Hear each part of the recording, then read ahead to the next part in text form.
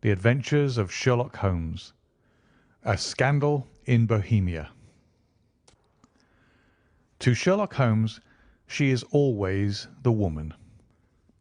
I have seldom heard him mention her under any other name. In his eyes she eclipses and predominates the whole of her sex. It was not that he felt any emotion akin to love for Irene Adler. All emotions, and that one particularly, were abhorrent to his cold, precise, but admirably balanced mind. He was, I take it, the most perfect reasoning and observing machine that the world has seen. But as a lover he would have placed himself in a false position. He never spoke of the softer passions, save with a gibe and a sneer. They were admirable things for the observer, excellent for drawing the veil from men's motives and actions, but for the trained reasoner to admit such intrusions into his own delicate and finely adjusted temperament was to introduce a distracting factor which might throw a doubt upon all his mental results. Grit in a sensitive instrument, or a crack in one of his own high-power lenses, would not be more disturbing than a strong emotion in a nature such as his. And yet there was but one woman to him, and that woman was the late Irene Adler, of dubious and questionable memory. I had seen little of Holmes lately. My marriage had drifted us away from each other.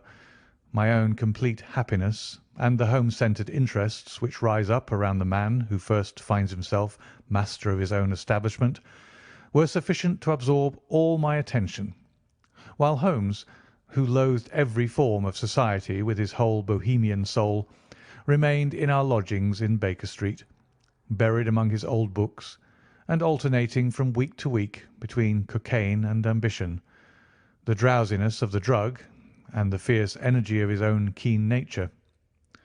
He was still as ever deeply attracted by the study of crime, and occupied his immense faculties and extraordinary powers of observation in following out those clues and clearing up those mysteries which had been abandoned as hopeless by the official police. From time to time I heard some vague account of his doings, of his summons to Odessa in the case of the Trepoff murder, of his clearing up of the singular tragedy of the Atkinson brothers at Trincomalee, and finally of the mission which he had accomplished so delicately and successfully for the reigning family of Holland. Beyond these signs of his activity, however, which I merely shared with all the readers of the daily press, I knew little of my former friend and companion. One night, it was on the 20th of March, 1888, I was returning from a journey to a patient, for I had now returned to civil practice, when my way led me through Baker Street. As I passed the well-remembered door, which must always be associated in my mind with my wooing and with the dark incidents of the Study in Scarlet, I was seized with a keen desire to see Holmes again, and to know how he was employing his extraordinary powers. His rooms were brilliantly lit, and even as I looked up I saw his tall, spare figure pass twice in a dark silhouette against the blind. He was pacing the room swiftly, eagerly, with his head sunk upon his chest and his hands clasped behind him. To me, who knew his every mood and habit, his attitude and manner told their own story. He was at work again. He had risen out of his drug-created dreams and was hot upon the scent of some new problem. I rang the bell and was shown up to the chamber which had formerly been in part of my own. His manner was not effusive. It seldom was. But he was glad, I think, to see me. With hardly a word spoken, but with a kindly eye, he waved me to an armchair, threw across his case of cigars, and indicated a spirit case and a gasogen in the corner, when he stood before the fire and looked me over in his singular introspective fashion. "Wedlock suits you," he remarked. "I think, Watson, that you have put on 7½ pounds since I saw you." "7," I answered. "Indeed. I should have thought a little more, I fancy, Watson. And in practice again, I observe. You did not tell me that you intended to go into harness." "Then how do you know?" "I see it. I deduce it. How do I know that you have been getting yourself very wet lately, and that you have a most clumsy and careless servant girl?" "My dear Holmes," said I, "this is too much. You would certainly have been burned had you lived a few centuries ago. It is true that I had a country walk on Thursday and came home in a dreadful mess, but as I have changed my clothes, I can't imagine how you deduce it.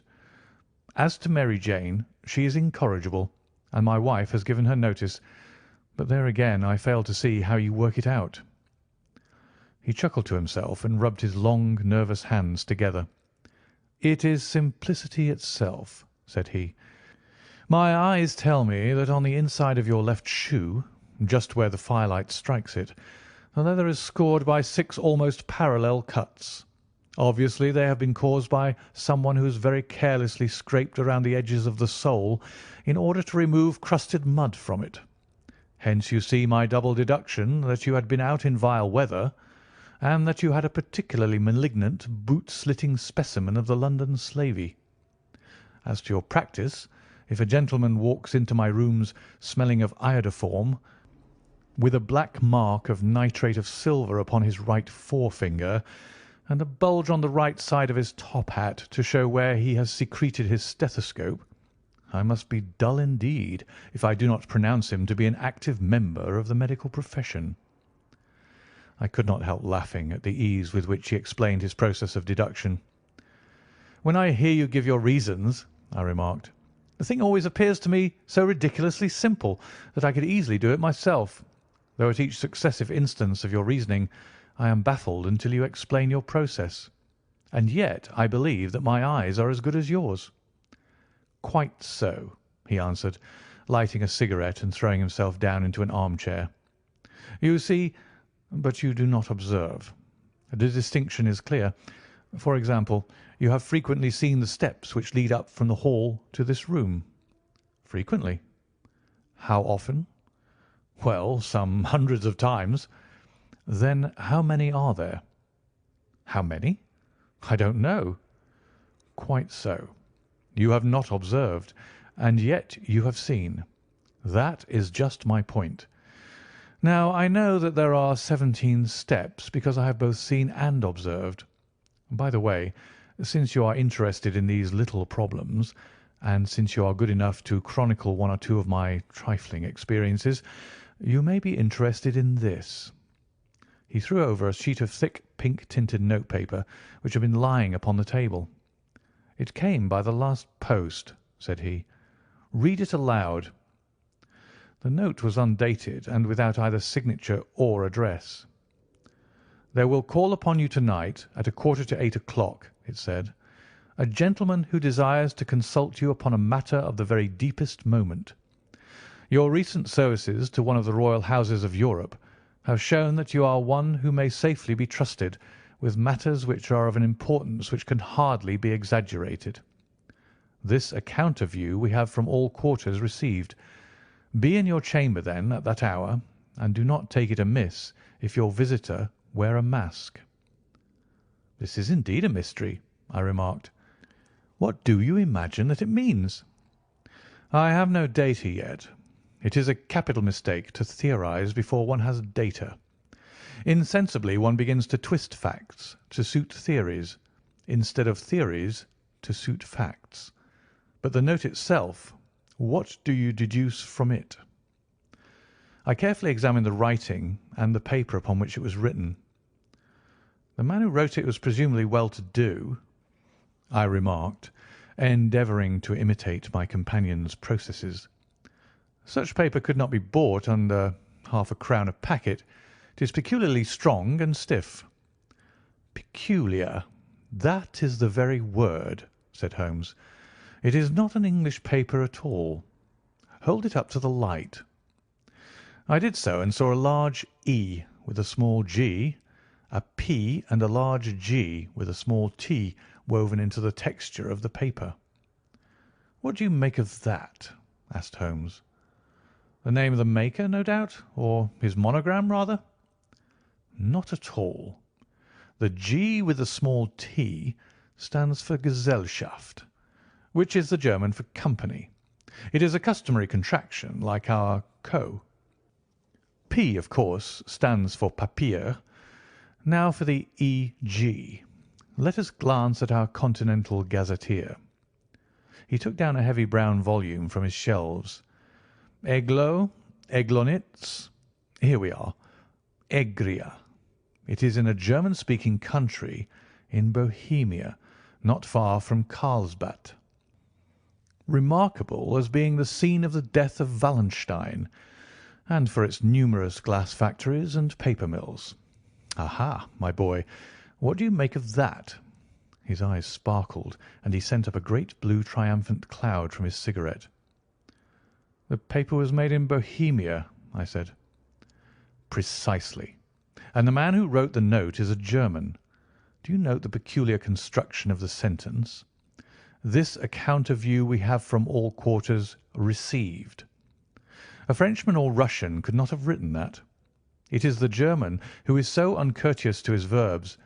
It only remains, therefore, to discover what is wanted by this German who writes upon Bohemian paper and prefers wearing a mask to showing his face. And here he comes, if I am not mistaken, to resolve all our doubts. As he spoke, there was the sharp sound of horses' hoofs and grating wheels against the curb, followed by a sharp pull at the bell. Holmes whistled. "A pair, by the sound," said he. "Yes," he continued, glancing out of the window.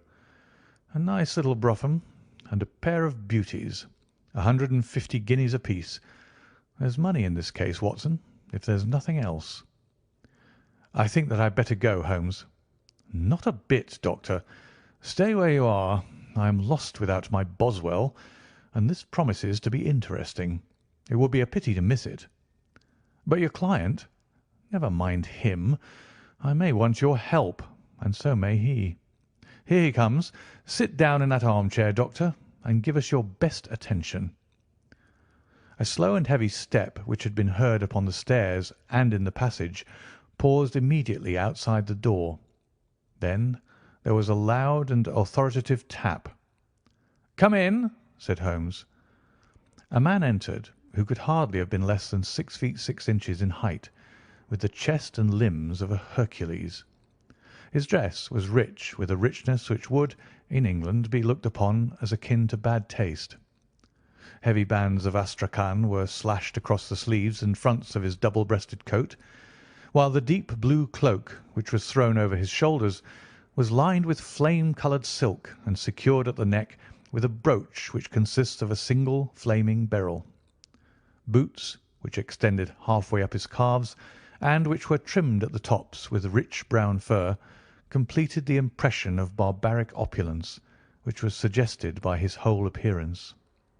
He carried a broad-brimmed hat in his hand, while he wore across the upper part of his face, extending down past the cheek-bones, a black vizard mask, which he had apparently adjusted that very moment, for his hand was still raised to it as he entered.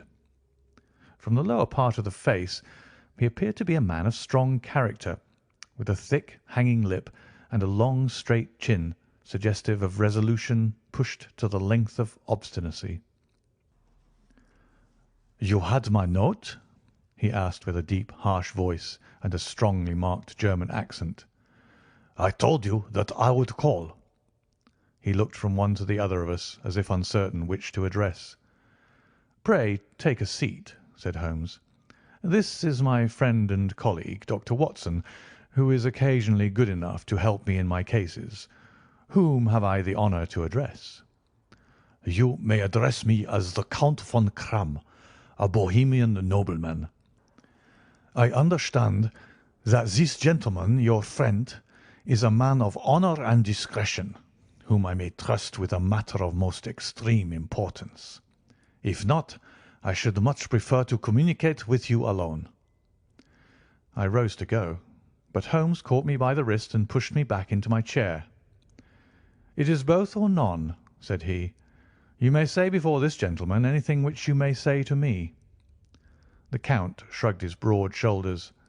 "Then I must begin," said he, "by binding you both to absolute secrecy for 2 years.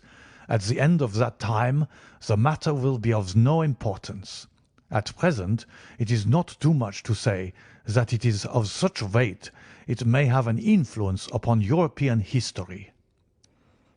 "I promise," said Holmes. "And I." "You will excuse this mask," continued our strange visitor. "The august person who employs me wishes his agent to be unknown to you, and I may confess at once that the title by which I have just called myself is not exactly my own." "I was aware of it," said Holmes dryly. "The circumstances are of great delicacy, and every precaution has to be taken to quench what might grow to be an immense scandal and seriously compromise one of the reigning families of Europe. To speak plainly, the matter implicates the great house of Ormstein, hereditary kings of Bohemia." "I was also aware of that," murmured Holmes, settling himself down in his armchair and closing his eyes. Our visitor glanced with some apparent surprise at the languid, lounging figure of the man who had been no doubt depicted to him as the most incisive reasoner and most energetic agent in Europe. Holmes slowly reopened his eyes and looked impatiently at his gigantic client. "If your Majesty would condescend to state your case," he remarked, "I should be better able to advise you." The man sprang from his chair and paced up and down the room in an uncontrollable agitation. Then, with a gesture of desperation, he tore the mask from his face and hurled it upon the ground. "You are right," he cried. "I am the king. Why should I attempt to conceal it?" "Why, indeed?" murmured Holmes. "Your Majesty had not spoken before I was aware that I was addressing Wilhelm Gottsreich Sigismund von Ormstein, Grand Duke of Cassel-Felstein and hereditary King of Bohemia." "But you can understand," said our strange visitor, sitting down once more and passing his hand over his high white forehead. "You can understand that I am not accustomed to doing such business in my own person. Yet the matter was so delicate that I could not confide it to an agent without putting myself in his power. I have come incognito from Prague for the purpose of consulting you." "Then pray consult," said Holmes, shutting his eyes once more. "The facts are briefly these. Some 5 years ago, during a lengthy visit to Warsaw, I made the acquaintance of the well-known adventuress Irene Adler. The name is no doubt familiar to you." "Kindly look her up in my index, Doctor," murmured Holmes, without opening his eyes. For many years he had adopted a system of docketing all paragraphs concerning men and things, so that it was difficult to name a subject or a person on which he could not at once furnish information. In this case I found her biography sandwiched in between that of a Hebrew rabbi and that of a staff commander who had written a monograph upon the deep-sea fishes. "Let me see," said Holmes. Born in New Jersey in the year 1858, contralto. La Scala. Prima donna Imperial Opera of Warsaw. Yes. Retired from operatic stage. Living in London. Quite so. Your Majesty, as I understand, became entangled with this young person, wrote her some compromising letters, and is now desirous of getting those letters back." "Precisely so. But how?" "Was there a secret marriage?" "None." "No legal papers or certificates?" "None." "Then I fail to follow your Majesty. If this young person should produce her letters for blackmailing or other purposes, how is she to prove their authenticity?" "There is the writing." "Poor forgery." "My private notepaper." "Stolen." "My own seal." "Imitated." "My photograph." "Bought." "We were both in the photograph." "Oh dear. That is very bad. Your Majesty has indeed committed an indiscretion." "I was mad, insane." "You have compromised yourself seriously." "I was only Crown Prince then. I was young. I am but 30 now." "It must be recovered." We have tried and failed." "Your Majesty must pay. It must be bought." "She will not sell." "Stolen, then?" "5 attempts have been made. Twice burglars in my pay ransacked her house. Once we diverted her luggage when she travelled. Twice she has been waylaid. There has been no result." "No sign of it?" "Absolutely none." Holmes laughed. "It is quite a pretty little problem," said he. "But a very serious one to me," returned the King reproachfully. "Very, indeed. And what does she propose to do with the photograph?" "To ruin me." "But how?" "I am about to be married." "So I have heard." "To Clotilde Lothman von Saxe-Meiningen, second daughter of the King of Scandinavia. You may know the strict principles of her family. She is herself the very soul of delicacy. A shadow of a doubt as to my conduct would bring the matter to an end." "And Irene Adler?" "Threatens to send them the photograph. And she will do it. I know that she will do it. You do not know her, but she has a soul of steel. She has the face of the most beautiful of women and the mind of the most resolute of men. Rather than I should marry another woman, there are no lengths to which she would not go. None." "You are sure that she has not sent it yet?" "I am sure." "And why?" "Because she has said that she would send it on the day when the betrothal was publicly proclaimed. That will be next Monday." "Oh, then we have 3 days yet," said Holmes with a yawn. "That's very fortunate, as I have 1 or 2 matters of importance to look into just at present. Your Majesty will, of course, stay in London for the present?" "Certainly. You will find me at the Langham under the name of the Count von Kramm." "Then I shall drop you a line to let you know how we progress." "Pray do so. I shall be all anxiety." "Then, as to money?" "You have carte blanche." "Absolutely?" "I tell you that I would give one of the provinces of my kingdom to have that photograph." "And for present expenses?" The King took a heavy chamois leather bag from under his cloak and laid it on the table. "There are £300 in the gold and 700 in notes," he said. Holmes scribbled a receipt upon a sheet of his notebook and handed it to him. "And mademoiselle's address?" he asked. "Is Briony Lodge, Serpentine Avenue, St. John's Wood." Holmes took a note of it. "One other question," said he. "Was the photograph a cabinet?" "It was." "Then good night, Your Majesty, and I trust that we shall soon have some good news for you. And good night, Watson," he added, as the wheels of the Royal brougham rolled down the street. "If you will be good enough to call to-morrow afternoon at 3 o'clock, I should like to chat this little matter over with you." 2. At 3 o'clock precisely I was at Baker Street, but Holmes had not yet returned. The landlady informed me that he had left the house shortly after 8 o'clock in the morning. I sat down beside the fire, however, with the intention of awaiting him, however long he might be.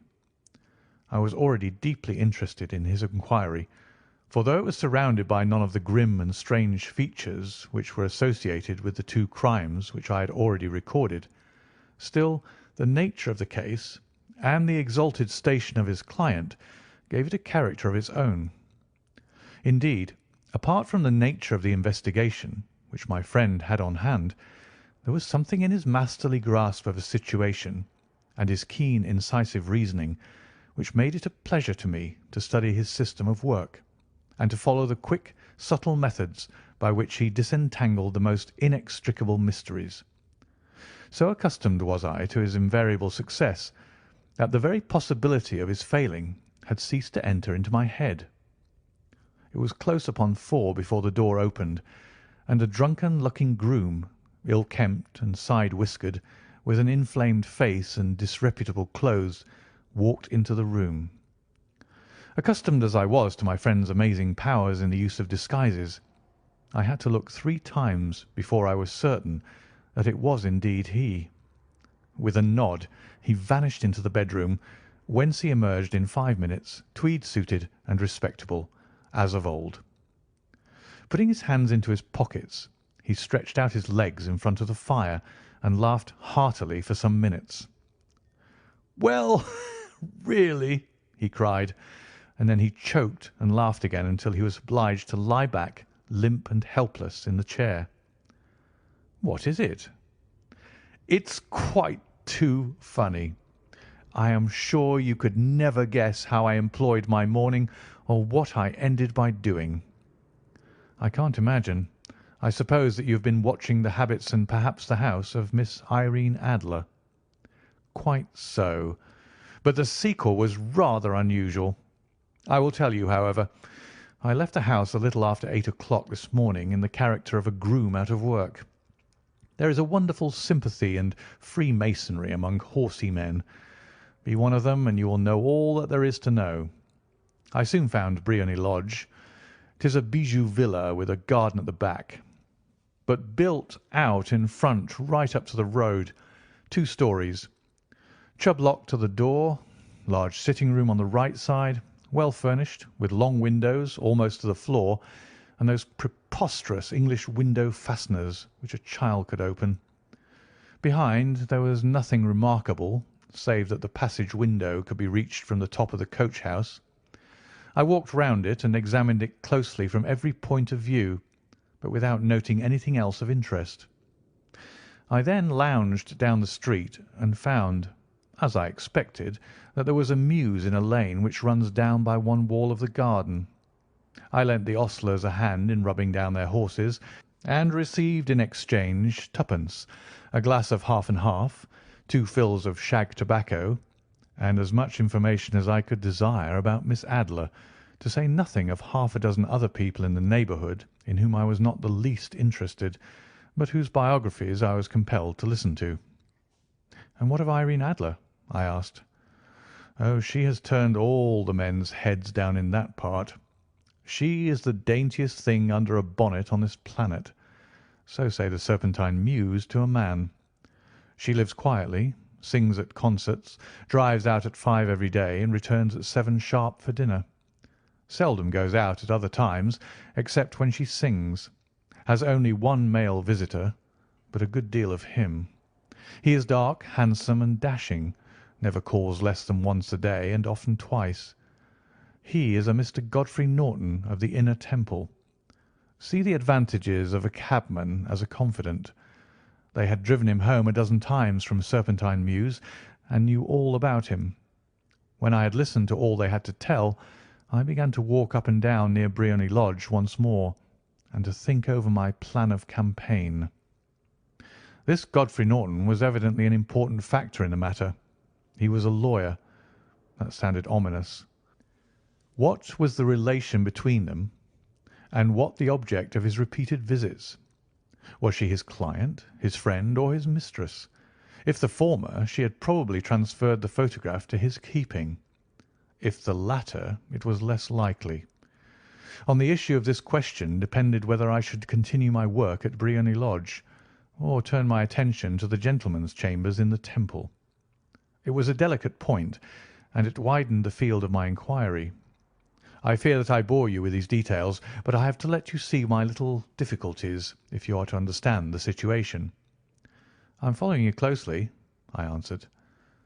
I was still balancing the matter in my mind when a hansom cab drove up to Briony Lodge, and a gentleman sprang out.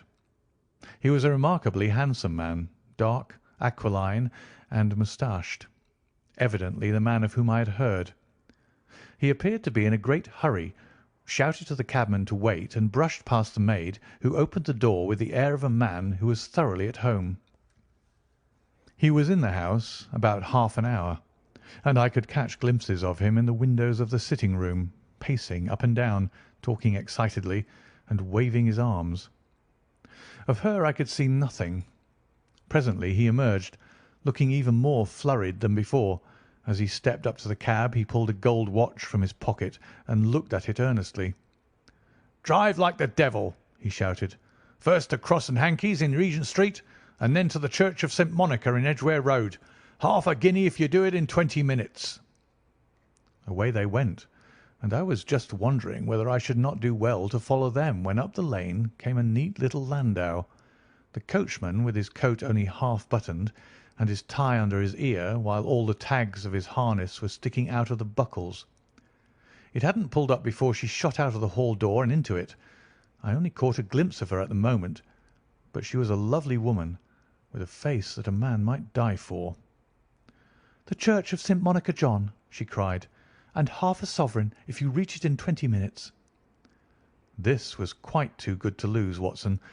I was just balancing whether I should run for it or whether I should perch behind her landau, when a cab came through the street.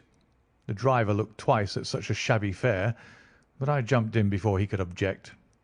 "The Church of St. Monica," said I, "and half a sovereign if you reach it in 20 minutes." It was 25 minutes to 12, and of course it was clear enough what was in the wind. My cabby drove fast.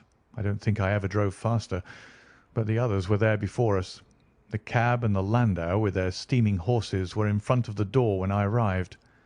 I paid the man and hurried into the church. There was not a soul there save the two whom I had followed and a surpliced clergyman who seemed to be expostulating with them. They were all three standing in a knot in front of the altar. I lounged up the side aisle like any other idler who has dropped into a church. Suddenly, to my surprise, the three at the altar faced round to me, and Godfrey Norton came running as hard as he could towards me. "Thank God!" he cried. "You'll do. Come, come." "What then?" I asked. "Come, man, come. Only 3 minutes, or it won't be legal." I was half dragged up to the altar, and before I knew where I was, I found myself mumbling responses which were whispered in my ear, and vouching for things of which I knew nothing, and generally assisting in the secure tying up of Irene Adler, spinster, to Godfrey Norton, bachelor. It was all done in an instant, and there was the gentleman thanking me on the one side, and the lady on the other, while the clergyman beamed on me in front. It was the most preposterous position in which I have ever found myself in my life, and it was the thought of it that started me laughing just now. It seems that there had been some informality about their licence, that the clergyman absolutely refused to marry them without a witness of some sort, and that my lucky appearance saved the bridegroom from having to sally out into the streets in search of a best man. The bride gave me a sovereign, and I mean to wear it on my watch chain in memory of the occasion.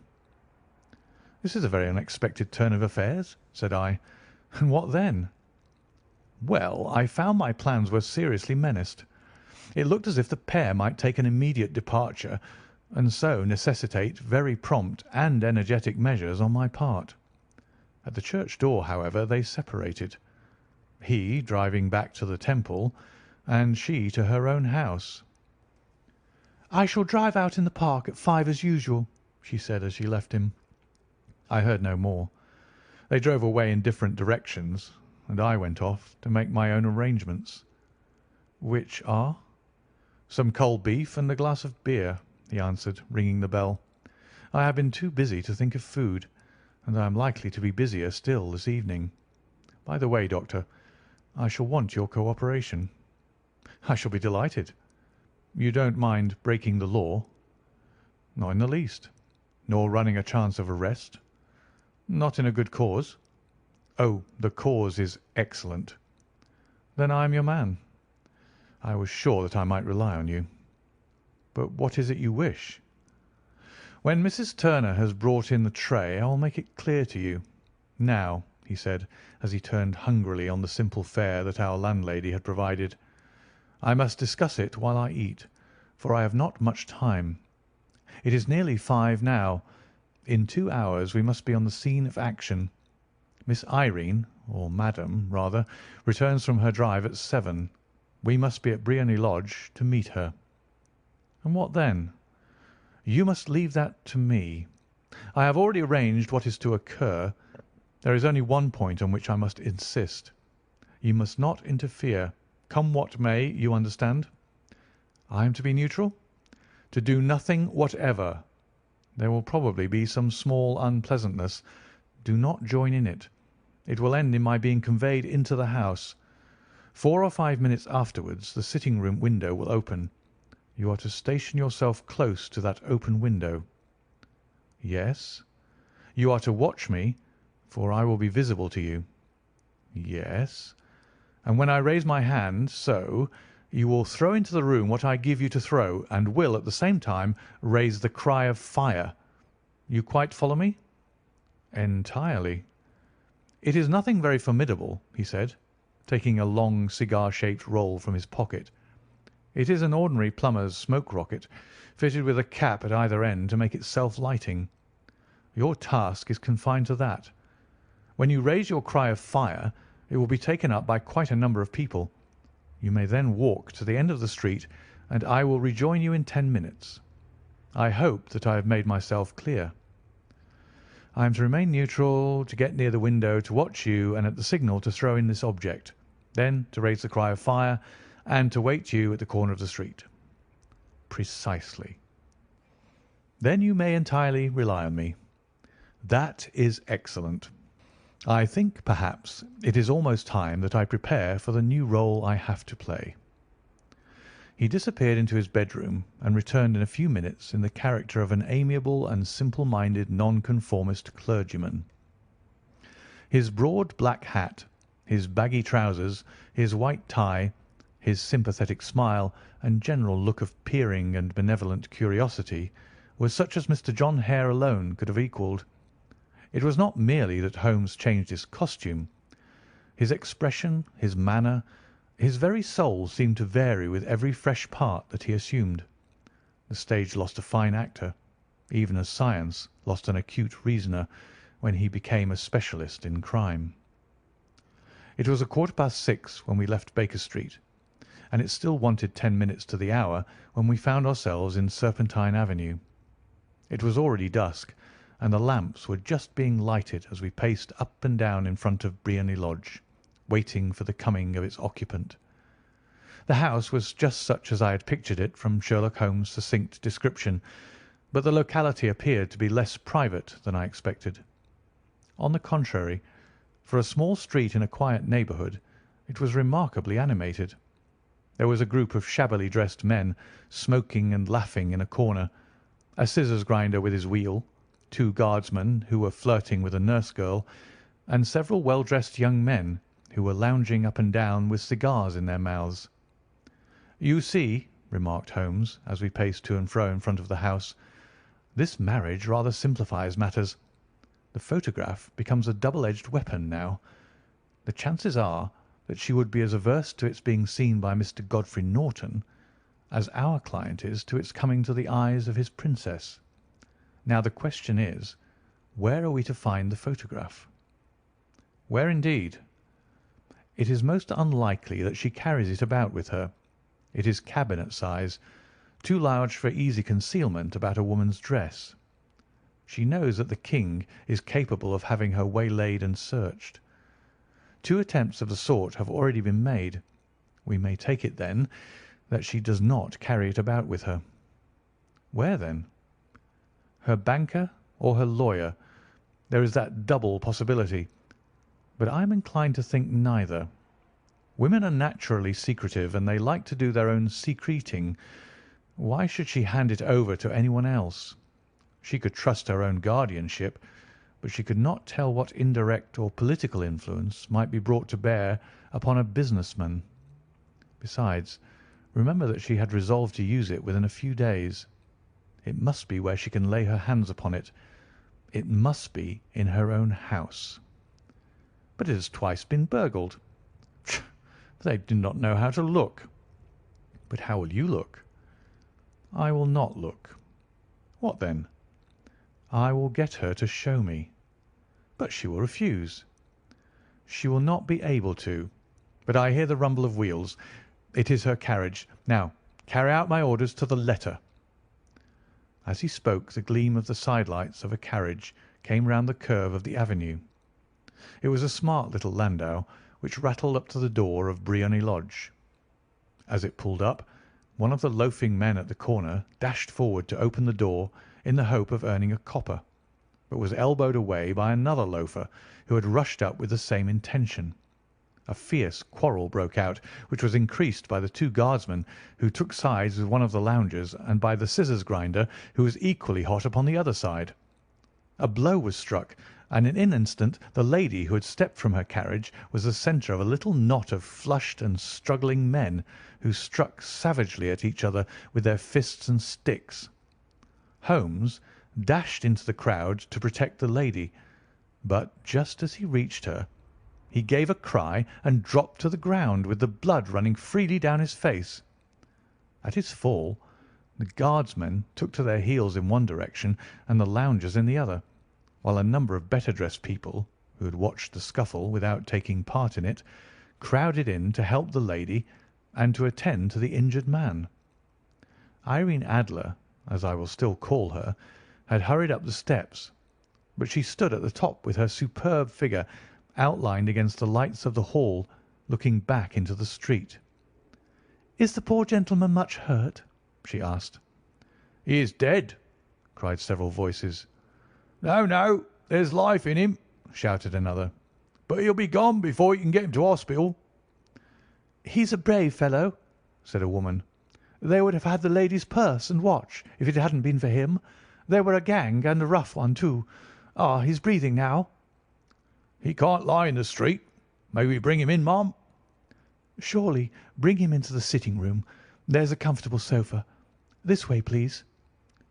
Slowly and solemnly he was borne into Briony Lodge and laid out in the principal room, while I still observed the proceedings from my post by the window.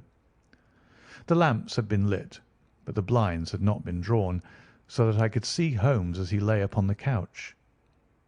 I do not know whether he was seized with compunction at that point for the part he was playing, but I know that I never felt more heartily ashamed of myself in my life than when I saw the beautiful creature against whom I was conspiring, or the grace and kindliness with which she waited upon the injured man.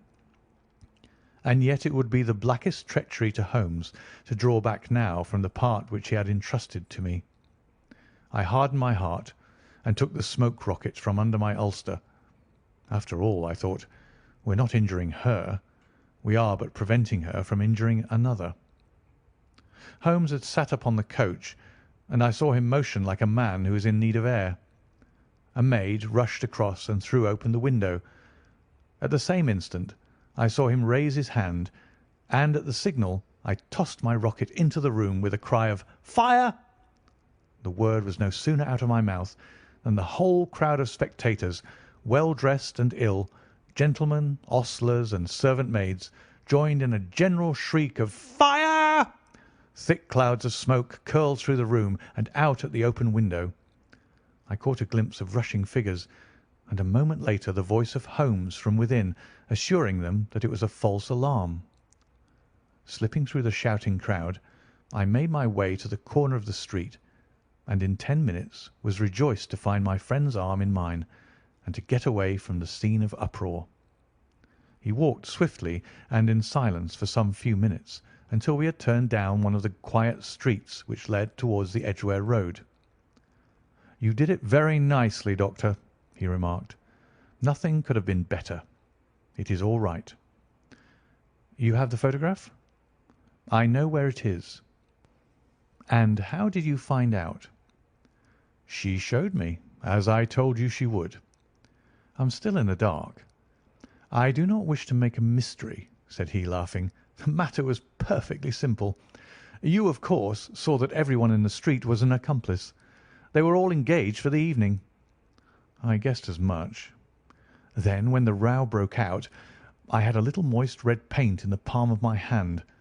I rushed forward, fell down, clapped my hand to my face, and became a piteous spectacle.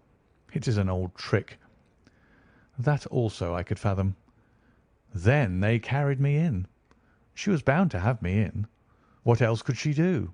And into her sitting-room, which was the very room which I suspected. It lay between that and her bedroom, and I was determined to see which. They laid me on a couch. I motioned for air. They were compelled to open the window, and you had your chance." How did that help you?" "It was all important.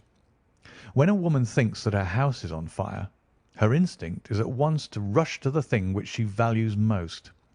It is a perfectly overpowering impulse, and I have more than once taken advantage of it. In the case of the Darlington substitution scandal, it was of use to me, and also in the Arnsworth Castle business. A married woman grabs at her baby, an unmarried one reaches for her jewel box. Now it was clear to me that our lady of to-day had nothing in the house more precious to her than what we are in quest of. She would rush to secure it. The alarm of fire was admirably done. The smoke and shouting were enough to shake nerves of steel. She responded beautifully. The photograph is in a recess behind a sliding panel just above the right bell pull. She was there in an instant, and I caught a glimpse of it as she half drew it out.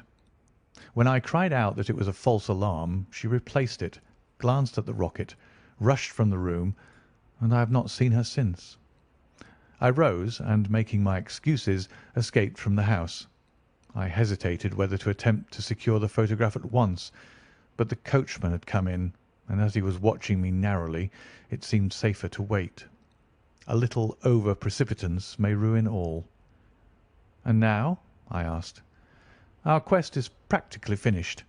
I shall call with the King to-morrow, and with you if you care to come with us.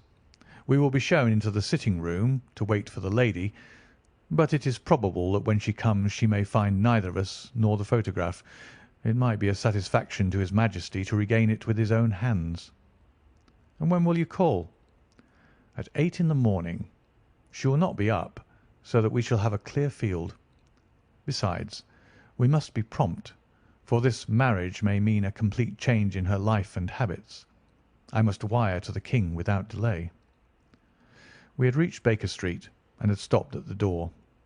He was searching his pockets for the key when someone passing said, "Good night, Mr. Sherlock Holmes."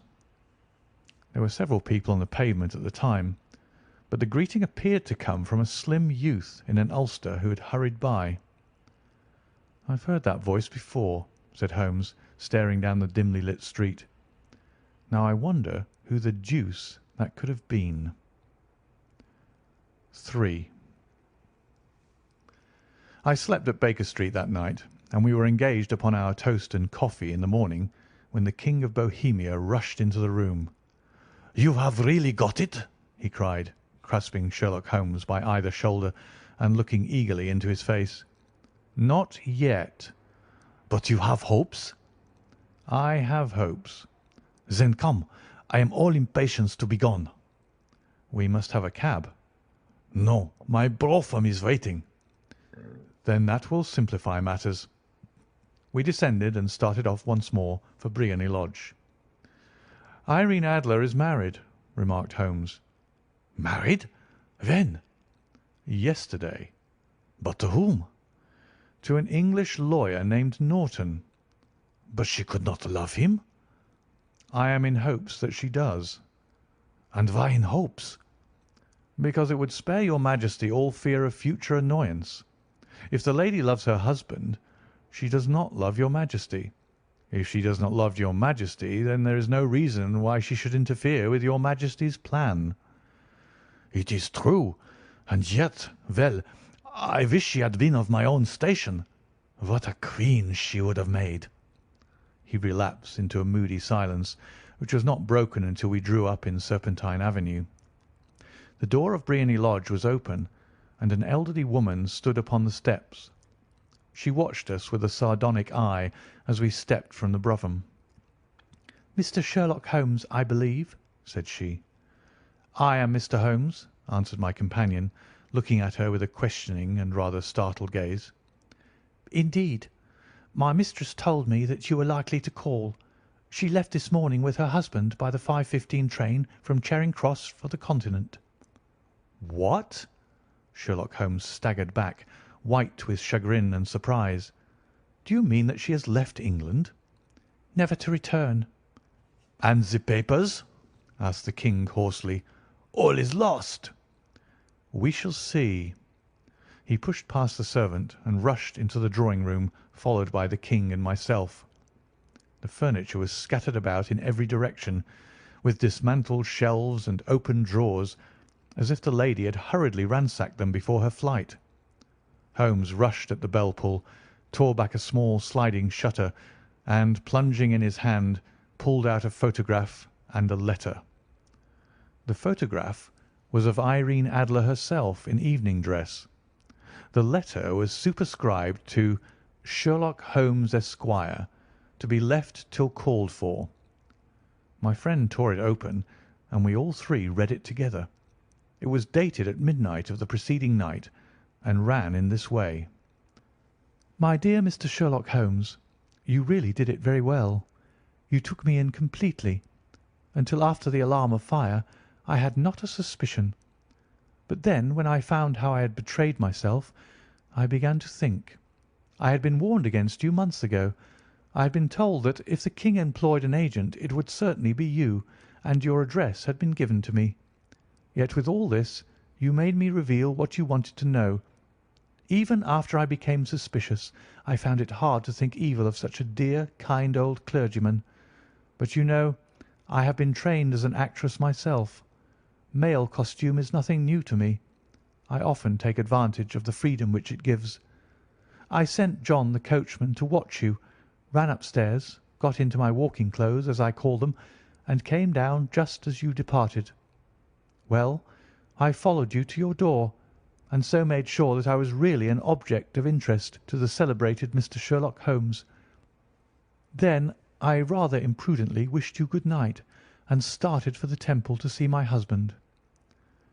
We both thought the best resource was flight, when pursued by so formidable an antagonist, so you will find the nest empty when you call to-morrow. As to the photograph, your client may rest in peace. I love and am loved by a better man than he. The King may do what he will without hindrance from one whom he has cruelly wronged. I keep it only to safeguard myself, and to preserve a weapon which will always secure me from any steps which he might take in the future.